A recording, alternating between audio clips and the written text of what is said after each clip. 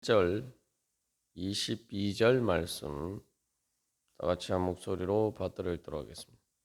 나는 내가 순종할 것을 확신함으로 내게 쓴노니 내가 말한 것보다 더 행할 줄을 아노라. 아멘.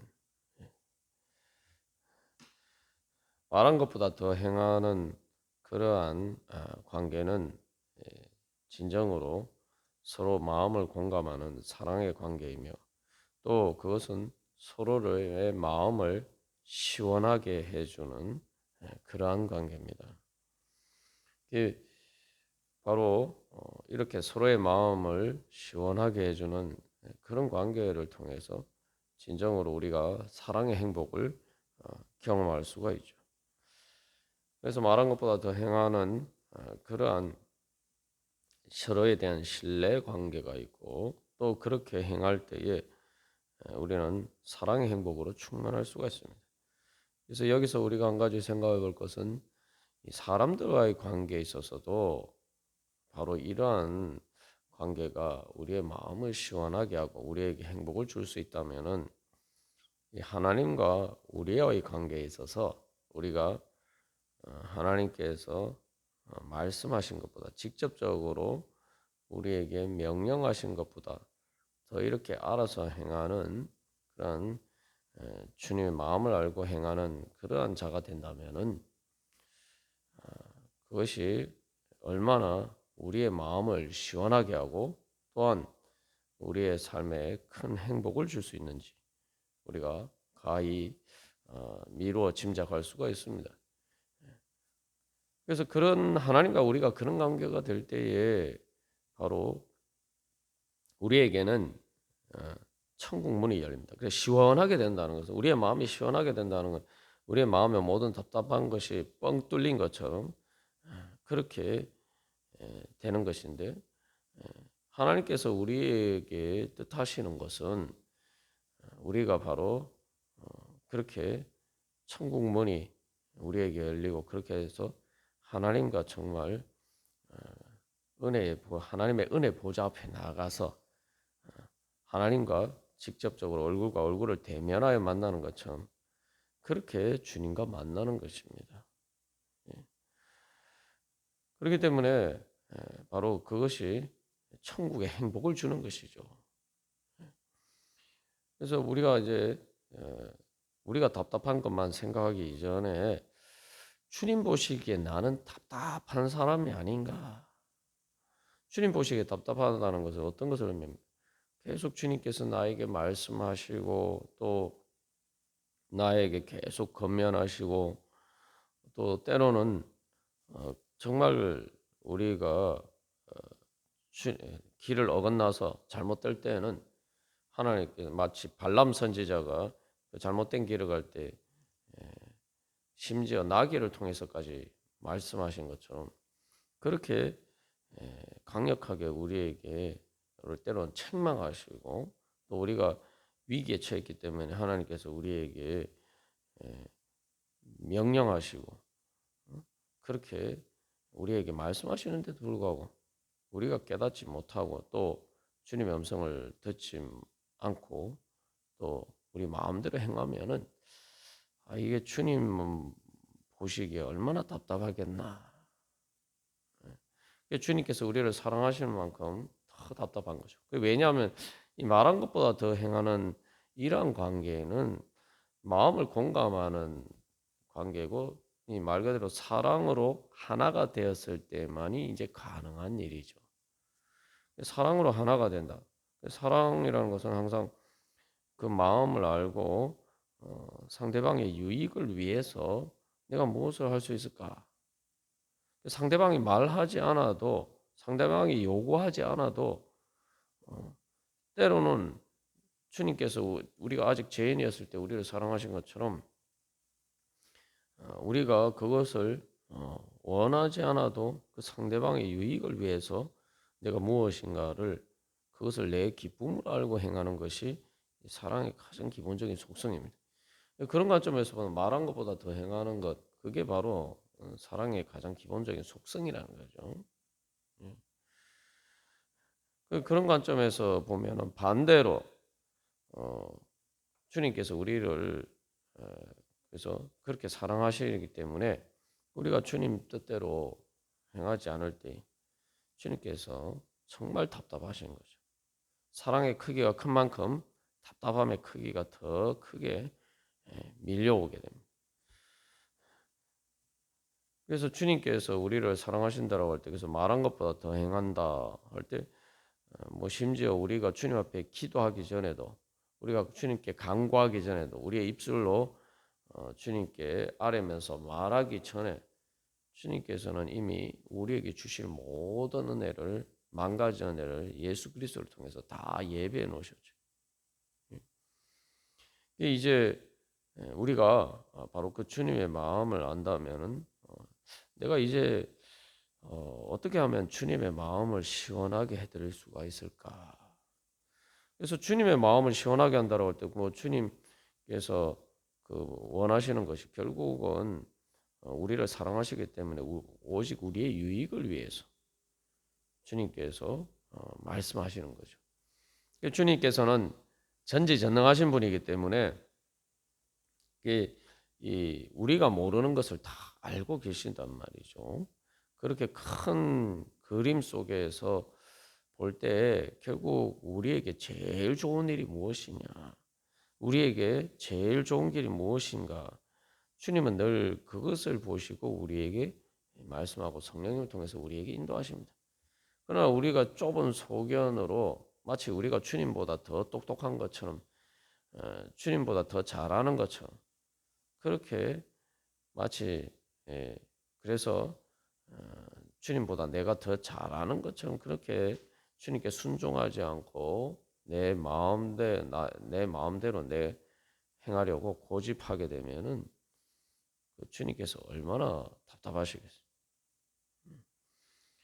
그래서 내가 보는 좁은 한계 안에서 내가 그것을 판단하고 그렇게 행하게 될 때 우리는 결국 주님께서 주시는 은혜를 제대로 받을 수가 없는 것입니다. 그래서 이제 내가 말한 것보다 더 행할 줄 아노라 하는 이것도 사실 이제 바울이 단순히 바울과 빌레몬 양자 사이의 관계에서 나오는 확신이 아니죠. 우리가 앞에서 나눈 것처럼 두 사람 다 주 안에 있기 때문에 그리스도 안에서 사도 바울도 주 안에서 주님을 대신해서 예수 그리스도를 대신해서 빌레몬에게 사랑의 간구를 하는 것이고 또 그렇기 때문에 빌레몬도 주 안에서 그리스도 안에 있을 때에 단순히 그걸 바울의 말이 아니라 내가 주님 안에서 그리스도 안에서 행하기 위해서 어떻게 해야 되느냐? 내가 어떻게 하면은 단순히 인간 바울이 마음을 시원하게 하는 것이 아니라 어떻게 하면 내가 주님의 마음을 시원하게 해드릴 수 있을까? 어떻게 하면 예수 그리스도의 마음을 시원하게 해드릴 수 있을까? 이제 그것을 바라보고 행하면은 자연스럽게 바울이 말한 것보다 더 행할 줄 아노라. 바로 그러한 자리에 서게 되는 거죠. 그래서 여기서 이제 우리가 늘 주님 안에서 바로 주님 보시기에 답답하지 않게 정말 주님의 마음을 어떻게 하면 내가 시원하게 해드릴까? 우리가 그것을 중심으로 그렇게 주님 사랑하면서 행하게 되면은 바로 주님께서 우리의 마음을 시원하게 해주십니다. 주님께서 우리의 마음을 시원하게 해주시는 그 은혜를 힘입을 수가 있다는 거죠. 그래서 우리를 시원하게 해주시려고 하는 그래서 우리의 길을 은혜의 길을 열어 주시고자 하시는 정말 주님께서 그 모든 은혜 충만히 부어 주시고자 하시는 바로 그 마음과 우리의 마음이 이제 통하게 되면은 바로 우리에게 하나님께서 주시는 은혜의 문이 활짝 열리게 되는 거죠. 대부분 주님께서는 우리를 향해서 이미 문을 활짝 열어 놓으셨는데 우리가 또 다른 중문과 같은 그런 문을 만들어서 그것을 닫아두고 있기 때문에 이제 그러한 주님의 은혜의 지경을 향해서 나아가지 못할 때가 많습니다. 그래서 이 주님의 그 마음을 알고 늘 내가 주님을 시원하게 해드리는 사람이 되어야겠다.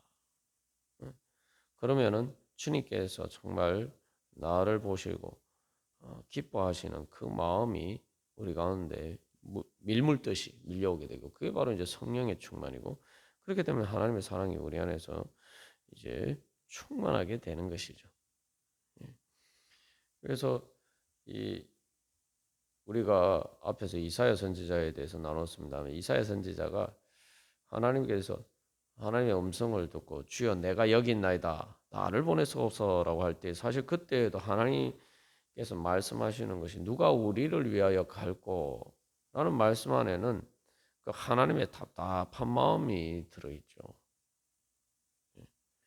정말 이스라엘 백성들이 정말 하나님의 말씀을, 하나님의 뜻을 제대로 알지 못해서 정말 그들에게 복 주시고자 하시는 그 뜻을 제대로 모르고 불순종하면서 잘못된 길로 가서 하나님의 은혜를 다 놓치고 멸망과 파멸의 길로 행하는 그 이스라엘 백성, 하나님의 백성을 볼 때 하나님께서 마음이 아프셔서 저렇게 내가 말하고 또한 권면해도 알아듣지 못하는데 누가 그런 내 마음을 저들에게 전할 것인가? 그게 바로 누가 우리를 위하여 갈고 하신 말씀, 그런 주님의 말씀에 담겨 있는 것이죠. 근데 거기서 중요한 것은 이사야 선지자가 주님의 그 답답한 마음이 주님께서 무엇 때문에 답답해 하시는지 그것을 들을 수 있는 귀가 열렸다는 거죠. 예. 그게 이제 여기 이제 빌레몬에게 바울이 이야기한 것 같은, 그래서 이사야 선지자는 말 그대로 하나님이 말씀하신 것보다 더 행할 줄 아는 사람이 됐다는 거예요. 하나님이 이사야 선지자에게 야 네가 가라 하는 그렇게 말씀하지 않으셨어요. 근데 하나님의 그 답답한 마음을 이사야 선지자는 이제 들을 수 있게 됐다 이 말이에요. 그 마음을 알 수 있게 됐단 말이죠. 그러니까 주님께서 이사야 선지자에게 네가 가라라고 말씀하시기 전에 이사야 선지자가 먼저 주님 제가 가겠습니다. 제가 그래서 주님의 그 답답한 마음을 풀어드리겠습니다. 그렇게 고백하죠. 그래서 이제 이사야 선지자를 보내시면서 하나님 말씀하시는, 저들이 듣기는 들어도 듣지 못하고 보기는 보아도 보지 못할 것이다. 그래서 듣기는 들어도 깨닫지 못하고 보기는 보아도 알지 못할 것이다. 이게 얼마나 답답합니까, 여러분? 뭔가 전달할 것에 또 이야기했는데도 듣기는 들어도 깨닫지 못하고 아무리 보여줘도 눈이 어두워서 때로는 눈이 감겨서 알지 못하고, 이게 이제 이런 답답함이 그 아이를 양육할 때 갓난아이가 막 태어나서 어느 정도 이제 부모와 의사소통이 될 때까지는 계속 이런 답답함이 있죠. 그래서 다시 한번 내가 기도하면서 정말 주님이 왜 내 기도를 이렇게 오랫동안 안 들어주시나, 또 왜 주님께서 이런 일을 행하신, 왜 이렇게 나를 내버려 두시나, 그 하나님과의 관계에서 답답함이 있을 때마다 내가 무엇인가 주님을 답답하게 만드는 그런 일이 있지 않는가, 우리가 그것을 먼저 돌이켜 봐야 됩니다. 그래서 결국 이제 이렇게 이제 말한 것보다 더 행하게 되면은 사랑의 승리죠. 그게 바로 사랑의 승리. 그냥 승리가 아니라, 그래서 명령에서 뭐 의무로 행하거나 이런 것이 아니라 사랑하기 때문에 내가 말하지 않아도 상대방이 정말 기쁘게 사랑하기 때문에 그 내가 내 마음을 뜻을 따라서 행하게 되면 그게 바로 사랑의 승리입니다. 그것은 그래서인데 우리가 기억할 것은 또한 이 사랑의 승리는 항상 넉넉한 승리예요. 넉넉한 승리가 뭐냐? 확실하게 이기는 정도가 아니라 완전히 충분히 이기는 그러한 승리죠. 거기에서는 단순히 이기는 것이 아니라 뭐 지금 바울이 빌레몬에게 사랑의 강구를 했는데 빌레몬이 바울의 말을 들어줬다 이 말이죠. 만약에 그랬을 때에 그게 뭐 단순히 바울이 이겼다. 바울의 말을 빌레몬이 들어줬으니까 결국 바울이 이겼다. 그거는 이제 승리라고 볼 수가 있지만 사랑의 설득이 통해서니까 승리라고 볼 수 있는데 사랑의 승리가 넉넉한 승리라는 것은 그것을 통해서 단순히 바울이 이긴 것뿐만 아니라 그 빌레몬도 그 사랑을 통해서 이루고자 하는 그 행복에 참여하게 돼 있기 때문에 빌레몬도 거기서는 승자가 되는 거예요. 그러니까 우리가 여기서 한 가지 생각해 볼 거는 사랑의 강구라는 것도 이제 사실은 내가 일방적으로 강요하거나 억압하는 게 아니죠. 말 그대로 내가 앞에서 사도 바울이 보여준 것처럼 자기가 할 것은 자기가 먼저 빌레몬을 위해서 빚을 대신 갚겠다 하면서 여러 가지 자기가 먼저 사랑해야 돼요. 그래야 사랑의 강구가 됩니다. 사랑의 강구라는 게 그냥 좋은 말로 한다고 그게 사랑의 강구가 아니에요. 사랑의 강구가 되기 위해서는 사도 바울이 앞에서 한 것처럼 자기가 먼저 사랑을 보여줘야 돼요. 말한 것보다 더. 그러니까 빌레몬이 아이고 나는 이 오네시모 때문에 받은 물질적인 손해가 큰데 나 그런 그런 것들을 말하지 않아도 그래서 사실 앞에서 이제 바울이 계속한 이야기들은 단순히 뭐 오네시모를 그렇게 대라라는 것뿐만 아니라 결국은 그렇게 하는데 부족함이 없도록 혹시 장애물이 없도록 사도 바울이 알아서 다 제거를 해주겠다는 거. 그게 바로 그래야지 진짜 사랑의 강구가 됩니다.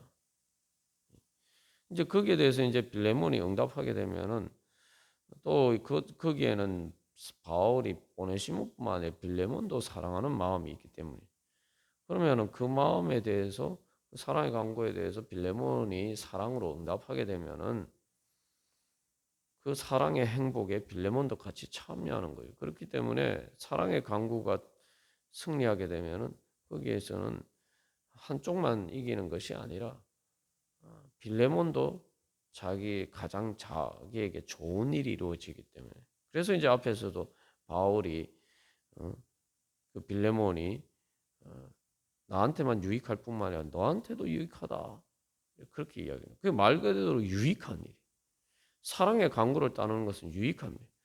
근데 이게 이제 우리가 그 주님께서 그렇게 순종하지 않을 때는 자꾸 주님께서 나에게 말씀하시는 것이 무슨 내한테 손해를 주려고 막 그렇게 말씀하시는 것처럼 그렇게 이제 착각한다 말이에요.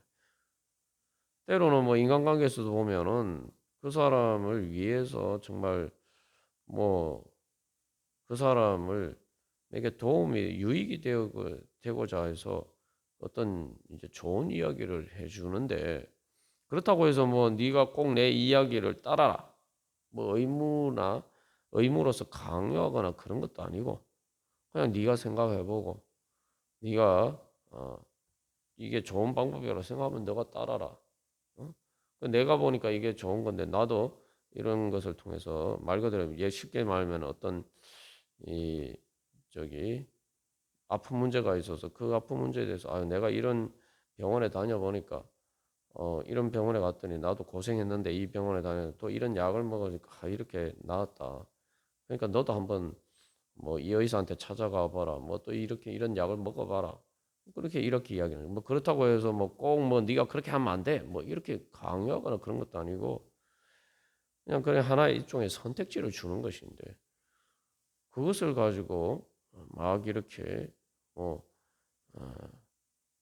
예, 오히려 막 이렇게 무슨 자기에게 손해를 끼치는 것처럼 자기 원수인 것처럼 막 그렇게 공격하는 것처럼 우리가 하나님 앞에서 그럴 때가 있다.